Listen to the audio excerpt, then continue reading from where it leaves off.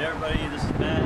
This is Let's Drink with Matt and another vlog edition of the beer variety. As you can see, I'm here at BX Beer Depot, a place where I'm almost exclusively buying my beer now. And we're about to go in for a beer session, basically a home brewing session. Guys, so I'm going to give you guys a glimpse into the meeting, and I'm going to show you guys some clips from it.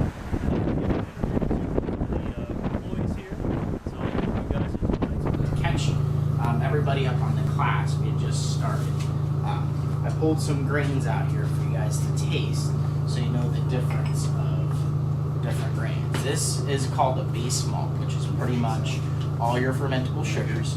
It creates your alcohol for you. It doesn't have any flavor to it, it just has a little bit of sweetness because it's your fermentable sugars. It creates your alcohol in the end. This over here is your adjunct grains. That's going to spice the beer. That's going to give it, that's Crystal 45, for example. That has a little bit of a caramel flavor to it, a little caramel sweetness to it. And that's typically in a lot of pale ales and things like that. So that's going to give it a nice caramel sweetness, a little bit of alcohol, but this is your alcohol base. So you're more than welcome to try each of them. The Crystal 45 tastes really good. This is just going to have a kind of a bland sweetness to it. So what we did here with these grains, with this adjunct grains, we steeped it in a sock for 30 minutes at 150 degrees. And why we're doing it for 30 minutes at 150 degrees is we're trying to create flavor to the beer, an additional flavor of caramel, a little caramel sweetness. We also use Munich, which is like a nutty flavor. And we use a little bit of wheat, which adds a little bit more sweetness to it. So it's going to give it color and it's going to give it body. Steep the grains at 150 degrees for 30 minutes to create a little bit of alcohol out of it as well.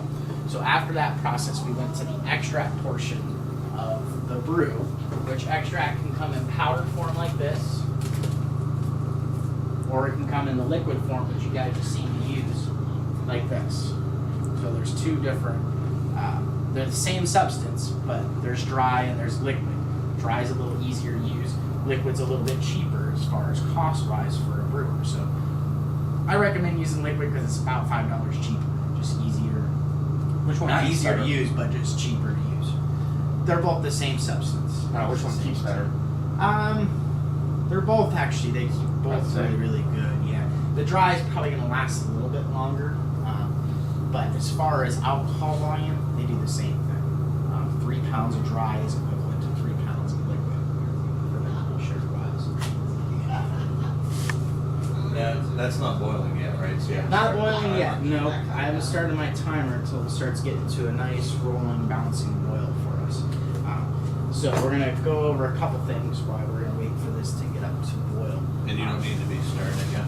No, I don't need to stir it. We just have to stir in the extract so it Make sure it doesn't didn't sit burn. on the bottom. Right, it didn't burn at the bottom. So, but to go over the 4 main ingredients in beer, which you have, you're gonna have water, you're gonna have malt, you're gonna have hops, and you're gonna have yeast.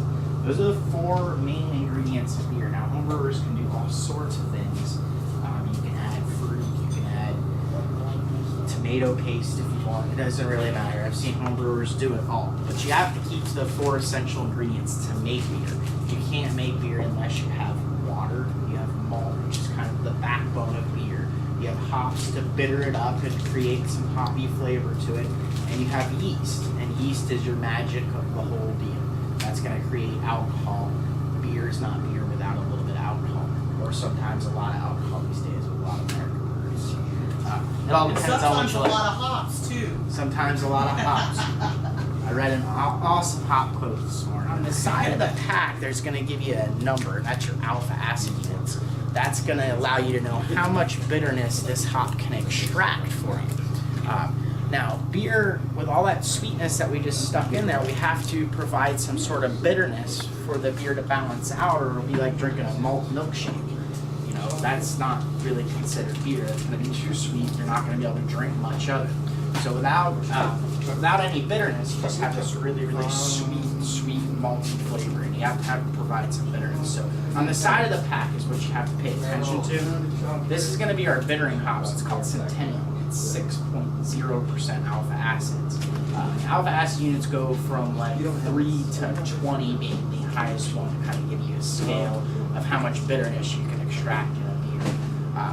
I'm using a 6% alpha acid hop because we're doing a pale ale. It's not supposed to be that bitter, but it's supposed to provide enough bitterness to balance everything out really, really well. So this is going to be our bittering hop, and how you're going to extract the bitterness of this hop is we're going to throw it into the boil once it starts rolling around in there, and it's going to boil for 60 minutes to extract our nice full amount of bitterness that we're looking for out of the hop. And hops they come in 3 different forms. You can get them in pellets, you can get them in plugs, and you can get them in a whole leaf flower form. Typically, most varieties are going to come in pellets, although plugs are becoming pretty popular these days, and you get tons of different varieties. To go on to the other 2 hop additions for you, there's a flavor hop addition, which goes in for about 30 minutes.